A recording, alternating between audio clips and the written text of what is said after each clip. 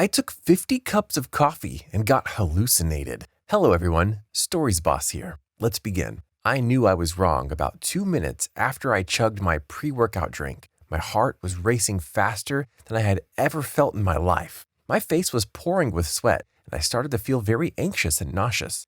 My friend was honking his horn in the driveway to hurry me up so we could go to the gym. I decided to ignore how I was feeling and just go with my friend. So I hopped in the car and off we went. As we were driving to the gym, I realized with absolute certainty that something is definitely wrong. I think I mixed my caffeine in my drink instead of creatine, man. I don't feel right. I mixed 5 grams of that shit. Oh no.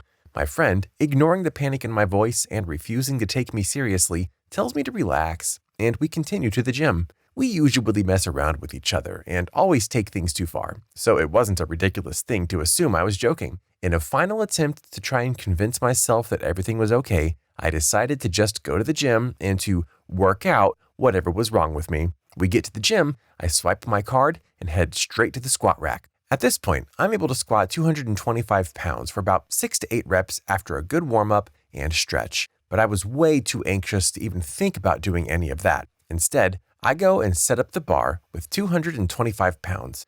My heart begins to race faster, but I ignore it and go on to squat my normal 225 weight over for 30 reps, an absolutely unthinkable number. There was no struggle in my effort. I just went up and down, until my legs were numb. I couldn't feel anything below my waist. I put the bar back and paused for a moment. My heart rate is pumping so fast now that I'm genuinely concerned. I may be having a heart attack. I can't lie to myself any longer. I took caffeine. I know I did, and I need to get it out of my body. I sprint to the changing room to purge myself of the caffeine and to make myself puke. I throw open the door and look for a free stall, only to find them all occupied. With no other option, I bend down to the nearest urinal, stick my finger down my throat, and throw up what looks to be fluorescent orange bile. My friend comes into the bathroom to find me with my head in a urinal filled with vomit and piss. It's obvious now that I am not joking around and I am in serious trouble. He tries to calm me down, but there was nothing he can do. He tells me to wait and gets a representative from the gym to see if they can help. The rep offers to get me an ambulance, but my anxiety is growing more and more out of control, and the thought of being wheeled away in a gurney only makes it worse. I shake my head, tell them no, and leave the gym with my friend. I ask them to drive me to the hospital. My friend, being the considerate and kind person he is, tells me that he has an appointment to go to and can only drive me halfway.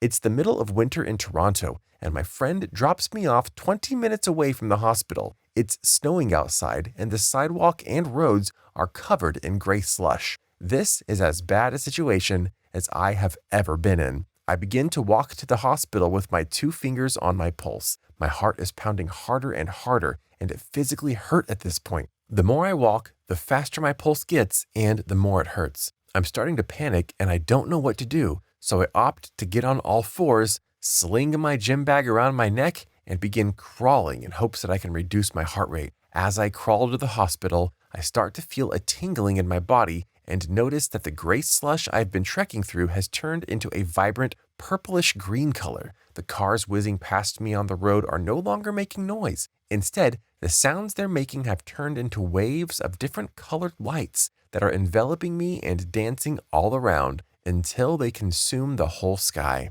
I'm tripping like I had just took 2 tabs of LSD. Despite my hallucinations, I finally make it to the hospital where I am told to sit down and wait. I'm not hallucinating as much, but the walls around me are breathing and the floor is swaying from side to side. After about 20 minutes, I see a doctor who begins to do a number of different tests on me. He asks me how much caffeine I consumed, and I tell him that I dissolved 5 grams into some juice and chugged it in about 10 seconds. The doctor turned around and stared at me with utter shock. You consumed the equivalent of 50 cups of coffee in under 10 seconds. You should be dead. Your fast metabolism saved you. Any normal human being with a slower metabolic rate would be dead right now. You are incredibly lucky to be alive. There wasn't much for the doctor to do for me. The caffeine was in my system. I had thrown up a large amount of it, and my metabolism had saved me from possible death. Continue to drink water. Try to rest up. The doctor insisted. So I went home to rest, but it was impossible. I didn't sleep for 3 days. To this day, I haven't taken any pre-workout or supplements, and I haven't had a cup of coffee since. That's really too much. You are so lucky. I can't imagine if you were on your feet. I can't even take a coffee twice in a row at the same time. You might be the very first person who ever did that. Going to the gym when you feel uncomfortable, don't make it. Don't force yourself by taking high dosages of caffeine just to make you wide awake or alive. It can't help. A small dose is enough to make you feel refreshed and relaxed. I might regret my whole life for ignoring her. That story happens in France. I was at my wrestling session, seated along a wall, waiting for the starting, and I saw that woman. Usually, adults are there to pick up their children, but she was alone, and no kids were left around. She started to take off her shoes and went like, wow, one girl among men, this is going to be weird.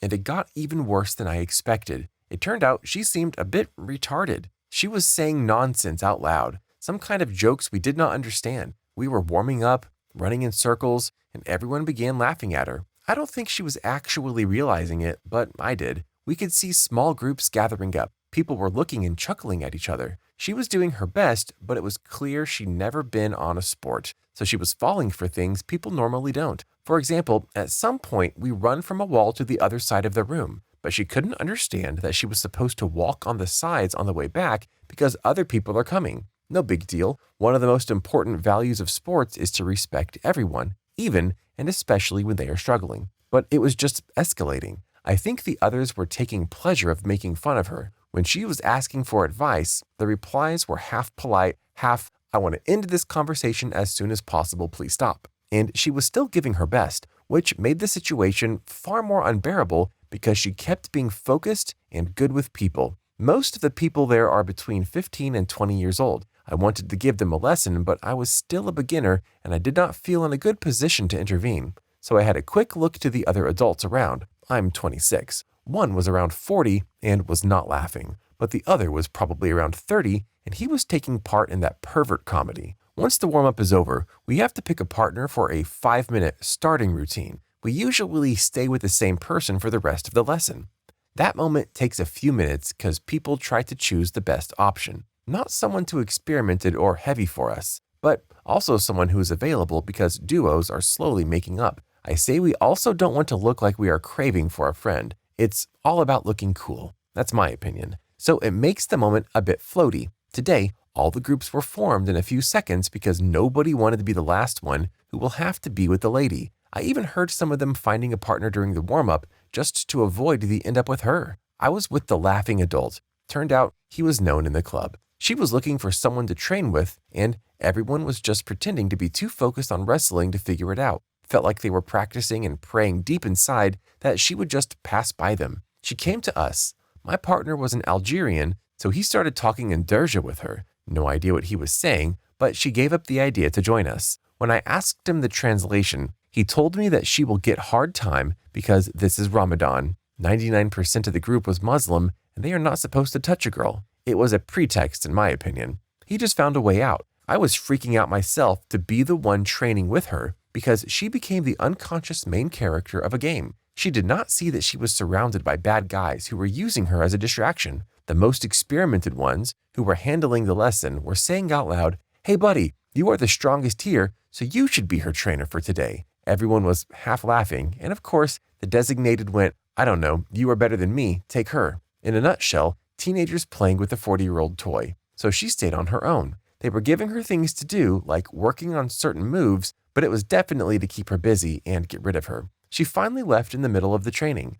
No idea why, because my Algerian pal turned into a trainer for me, and I was genuinely so focused on that damn move I was struggling with that I did not see if she got upset or if she was just exhausted. I'm pretty sure she keeps having a kind attitude regarding the treatment she received, and it makes the whole thing more painful because she did not deserve what she got. I don't really put the blame on the teenagers. I should have said something to remind them we have to respect people. I acted like a coward, and I hope she won't keep a negative opinion about the club.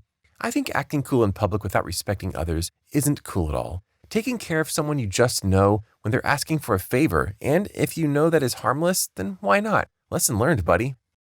It felt like our last day is terrible. This was almost a year ago, I believe. My friend and I walk from my house to the park occasionally. This time, we saw a creepy, middle-aged, thin white guy. My friend was really tempted to go up to him and talk to him, so of course, I said yes. We walked to him and said hello. He chatted and was so strange. He had one of those bottles you see on the sidewalks, those really tiny vodka bottles. I think it's vodka. Anyway, we chatted. He seemed really weird, and he introduced us to his 14-year-old nephew, who seemed normal. He was a small kid with blue eyes and curly hair. It started to get darker and it drizzled. We chatted, and he said his girlfriend had made love with some other girls in other states. His dog had cancer, and he's a DJ at school dances. So I pretended my phone rang, and I pretended to speak a different language. I signaled my friend that we should get out of here. Mind you, we were in the middle of a park at sunset. Beautiful sky. Anyway, we said bye, and we sprinted to the way out. As we got across the field from him, we walked out of the park talking. As we were about 30 feet away from the gates, the guy sprinted towards us, and my stomach dropped. I was like, oh, we're definitely getting kidnapped. He came and sprinted to ask if we could go to his house down the road. I'm not stupid, and I said no, I have to go home. And he begged like a dog. As we walked away, he ran behind us and started kicking the bushes. What a psycho. P.S. I ran into him at the mall a few months later, and he didn't even notice me. Oh, he also told me many times before that he was Trump's son. Yes, I've run into him at the park many times. He's so weird. I prefer to stay home now. Strangers are scary. Imagine talking to someone you don't even know, then discovering how crazy they are and get creeped out. But now you can't undo talking and knowing that guy. That's why we really shouldn't easily talk or approach someone just for a small reason.